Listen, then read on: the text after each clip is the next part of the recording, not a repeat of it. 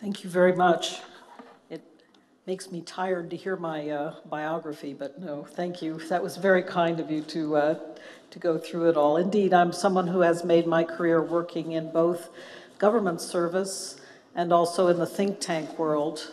Now I'm an international civil servant working at the NATO headquarters in Brussels, but I do fully understand the importance of the non-governmental community, and I want to thank our NATO liaison office here for all the information you have provided. I mean, we have our new NATO liaison office, but the NATO office that has been providing in the NGO world for information over time. It's been really wonderful having you here, and we look forward to continuing to work with you. So thank you for helping to sponsor this session today. It's truly a privilege to take part in this conference dedicated to cooperation between NATO and Moldova. Today, indeed, is a very special day. This morning, I had the honor of inaugurating the new NATO Liaison Office with Prime Minister Philip. The Liaison Office will do many things, one of which will be to tell the story of NATO. It will explain who we are, what we do, and what we don't do, and what practical steps we take to help the people of Moldova. Today, I would like to take the opportunity to start that conversation with this audience. NATO is an alliance of 29 democracies that hold fast the values of freedom, human rights, democracy, and the rule of law. Our aim is to protect those values and to keep our almost 1 billion citizens safe. We do that in many ways, but fundamentally, we do it through the principle of collective defense, or all for one and one for all. It is a principle that has kept our people safe and free for almost 70 years. That unity meant we were able to bring an end to the Cold War, end genocide in the Balkans, and help unite Eastern and Western Europe after the fall of the Iron Curtain. Today, we continue to stand together against any country or organization that would seek to undermine those values or do harm to our almost 1 billion citizens inside the 29-nation alliance. Importantly, we are an organization that is based on consensus, not on majority rule. No single country can dominate our debates in Brussels or the decisions we make. No decision is made, no action is taken, unless all 29 countries are in agreement. That is also the case when it comes to new members. If a country wishes to apply for membership to NATO, it is a decision for that country, and that country alone. There are no third-party vetoes, nor is there any pressure from NATO to join the alliance. If a country makes that decision, then it is a matter for the 29 NATO allies to decide if and when that country can join. Earlier this year, in fact in June of this year, Montenegro took that step, and we welcomed Montenegro as the 29th member of the alliance, and believe me, it was a thrilling day at NATO headquarters when we raised the Montenegrin flag at the front of the headquarters. Similarly, if a country decides that it does not wish to join NATO, that's fine too. Moldova has no desire to join NATO, and we respect that entirely. Moldova has chosen neutrality, and we support your neutrality. Indeed, our cooperation program, mutually agreed by NATO and the Moldovan government, explicitly affirms our respect for Moldova's neutrality. NATO has a very strong relationship with many neutral countries beyond Moldova, among them Austria, Finland, Serbia, Sweden, and Switzerland. We also cooperate closely with countries that have strong relationships with Russia, countries such as Armenia and Kazakhstan.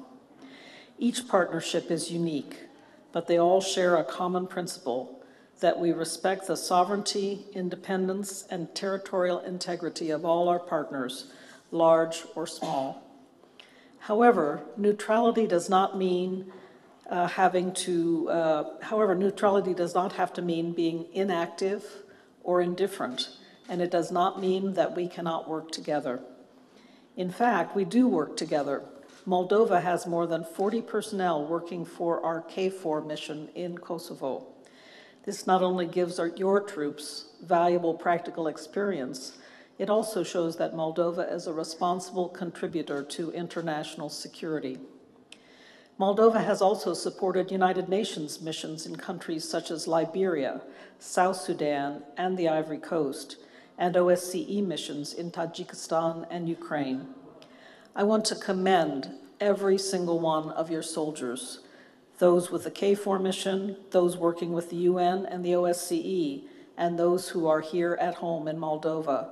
You should be proud of their professionalism and dedication, which we see every day in working with them out in the field. For almost a quarter of a century, NATO has worked with Moldova to help to improve your defense institutions and armed forces. But we are not only working with Moldova on issues limited to the defense sector. We are cooperating in areas that directly help the people of Moldova. There are many areas where we work together, but let me just tell you about a few of them. Back in the 1970s, large quantities of fertilizers, pesticides, and hazardous chemicals were used to maximize crop yields here in Moldova. Those chemicals are now banned because they can pose a serious danger to people's health. For years, these chemicals were stored in poor quality facilities or buried without proper monitoring or security.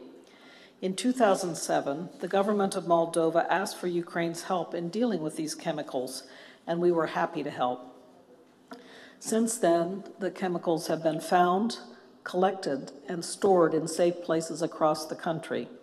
So far, almost 1,300 tons have been safely destroyed, and the rest should be properly disposed of by the end of next year, by the end of 2018.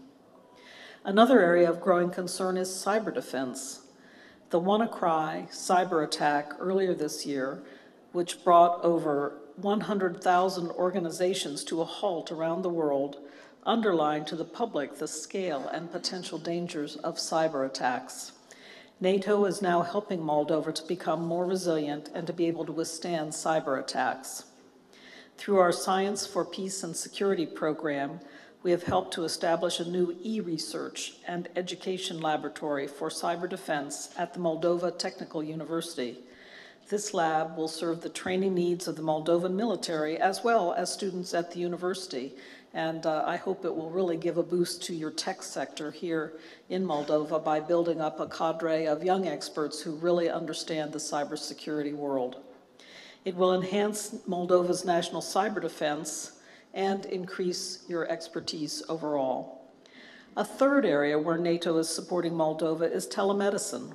Telemedicine uses the latest technology to enable medical specialists to provide real-time support to civilian or military paramedics on the ground from anywhere around the globe. So if there's been a flood, an earthquake, or a terrorist attack, local first responders, emergency response units, can get fast, accurate expert advice from specialists elsewhere in the world with the potential to really help to save lives. These are just 3 examples where NATO has been working closely together with Moldova. I could also have spoken about some other areas where we are building up our cooperation, and one that I really wanted to give a boost to is the work we are doing with the Ministry of Defense to implement UN Resolution 1325 on women, peace, and security, and to reduce corruption.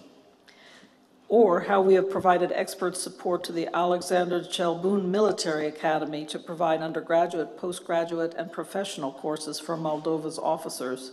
We're working on further courses now for more junior ranks, as well as working to solidify a doctoral program, a PhD program.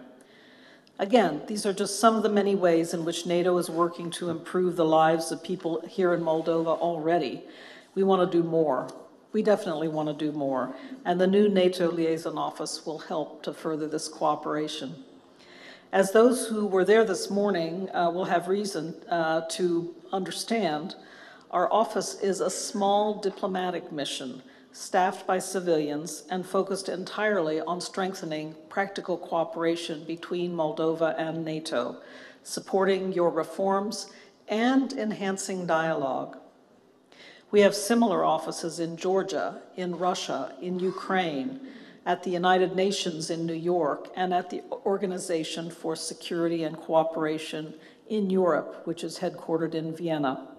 So I believe that our cooperation benefits NATO and it benefits Moldova. I very much look forward to our cooperation deepening in the years ahead, and I look forward to our conversation this afternoon. Thank you very much for this opportunity, and I'll look forward to your questions. Thank you.